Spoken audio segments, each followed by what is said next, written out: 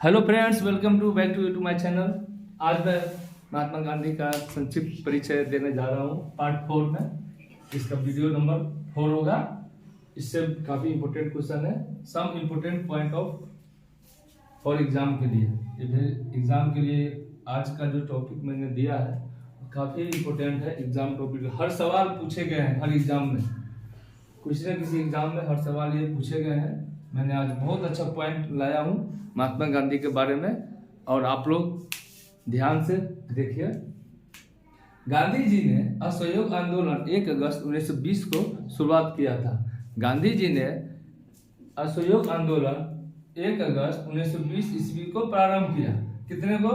1 अगस्त 1920 को। ये डेट आप याद रखिए। असहयोग आंदोलन चलाने के लिए तिलक स्वराज फंड की स्थापना की। भाई, किसी न किसी आंदोलन चलाने के लिए तो फंड की जरूरत पड़ती है, तो महात्मा गांधी ने असहयोग आंदोलन चलाने के लिए तिलक स्वराज फंड की स्थापना की। कुछ न कोई भी संस्था अगर हम चलाते हैं तो उसके लिए फंड की आवश्यकता पड़ती है। उस समय महात्मा गांधी ने एक फंड है क्या, तिलक स्वराज फंड की स्थापना की थी। इसी फंड से असहयोग आंदोलन चलता था। इस आंदोलन के दौरान गिरफ्तार होने वाले प्रमुख नेता थे मोहम्मद अली। पूछेगा आप लोगों से, असहयोग आंदोलन, इस आंदोलन के दौरान गिरफ्तार होने वाले प्रमुख नेता मोहम्मद अली थे। कौन थे? मोहम्मद अली थे प्रमुख नेता। असहयोग आंदोलन शुरू करने से पहले गांधी जी ने ब्रिटिश सरकार द्वारा प्रथम विश्व युद्ध में सहयोग के बदले अंग्रेजों द्वारा दी गई कैसरे हिंद की उपाधि वापस कर दी थी। गांधी जी ने कौन सी उपाधि वापस कर दी थी? कैसरे हिंद की उपाधि वापस कर दी। गांधी जी ने सविनय अवज्ञा आंदोलन की शुरुआत दांडी मार्च 12 मार्च 1930, ये डेट याद रखिए। दांडी मार्च 12 मार्च 1930 को हुआ था दांडी मार्च। अब 15 अगस्त 1947 के दिन गांधी जी कहाँ थे? नोआखली में थे। जब देश आजाद हुआ 15 अगस्त 1947 को, तो उस समय महात्मा गांधी कहाँ थे? तो बंगाल में नोआखली में थे। ये क्वेश्चन पूछा जाता है। जब भारत स्वतंत्र हुआ 15 अगस्त 1947 के दिन महात्मा गांधी कहाँ थे? तो वो बंगाल में थे। बंगाल के कहाँ थे? नोआखली। अगर ऑप्शन में बंगाल रहेगा तो बंगाल, अगर जगह का नाम देगा नोआखली तो आप नोआखली में मारिएगा, टिक लगाइएगा, नोआखली।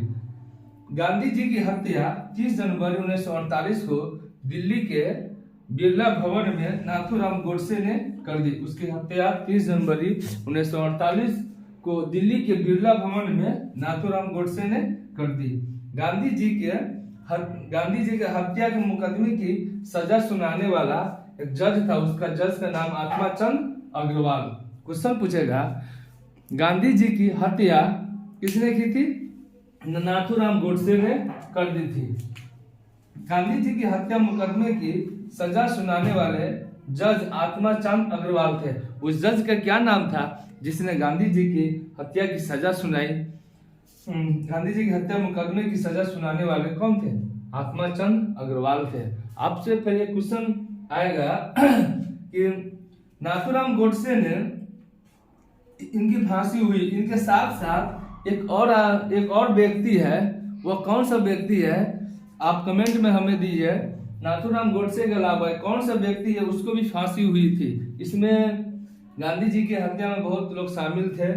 उसमें नाम है नारायण आप्टे है, उसको भी फांसी हुई थी। नारायण आप्टे। मैं इसके बारे में कौन से सम्मिलित व्यक्ति थे गांधी जी की हत्या में, मैं इसका अगला नेक्स्ट वीडियो में मैं कंप्लीट करूंगा। इसमें 5-6 आदमी थे इनकी हत्या में। गांधी जी की हत्या हुई थी 30 जनवरी 1948 को। उस समय सम्मिलित उनका भी हाथ था, लेकिन मेनली रूप से नाथूराम गोडसे थे। इन्होंने 30 जनवरी 1948 को गांधी जी की हत्या कर दी थी। और इसके अलावा एक और व्यक्ति थे नारायण आप्टे। इनको भी फांसी की सजा सुनाई गई थी। 2 व्यक्ति को फांसी की सजा सुनाई गई थी, नारायण आप्टे और नाथूराम गोडसे को। और मैंने बहुत अच्छा पॉइंट दिया हूँ एग्जाम के लिए। ये सभी एग्जाम के लिए इम्पोर्टेंट है। और दोस्तों, जो भी आपको लग रहा है कि आप कमेंट में आप अपनी राय हमें आप भेज सकते हैं। और कुछ भी सवाल अगर आपको पूछना है तो हमारे कमेंट बॉक्स में जाके हमसे आप सवाल पूछिए, मैं अवश्य डेफिनेटली मैं आपको जवाब दूंगा। और कुछ महात्मा गांधी से रिलेटेड कोई भी क्वेश्चन है तो आप हमें भेजिए, मैं उसका जवाब दूंगा। और दोस्तों हमारे चैनल को सब्सक्राइब कीजिए, बेल आइकन प्रेस करके शेयर कीजिए, ताकि हमको मोटिवेट मिलेगा, खुशी होगी। इसलिए थैंक यू, धन्यवाद।